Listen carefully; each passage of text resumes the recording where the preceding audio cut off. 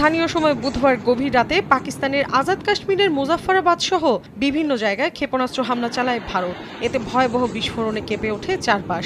এক বিবৃতিতে বিষয়টি নিশ্চিত করে পাকিস্তানের এক সামরিক কর্মকর্তা জানান, ভয়াবহ এই হামলায় শিশুসহ বেশ কয়েকজন হতাহত হয়েছেন।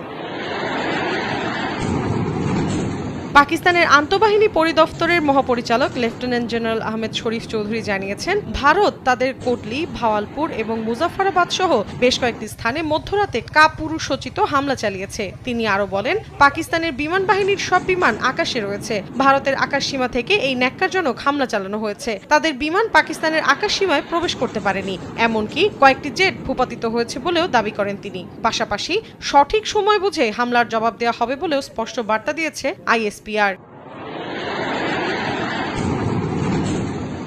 এদিকে এ হামলার দায় স্বীকার করেছে ভারত। এক বিবৃতিতে ভারতীয় সশস্ত্র বাহিনী জানায়, অপারেশন সিঁদুর নামের অভিযানে পাকিস্তানের বেশ কয়েকটি জায়গায় হামলা চালানো হয়েছে। তাদের দাবি, এই হামলায় সশস্ত্র গোষ্ঠীটির অবকাঠামো লক্ষ্য করা হয়েছে। পাকিস্তানের সেনা সদস্যর ওপর কোনো হামলা চালানো হয়নি। হামলার পরপর ভারতীয় সেনাবাহিনী তাদের এক্স অ্যাকাউন্টে একটি পোস্ট করে জানায়, ন্যায় বিচার নিশ্চিত হয়েছে।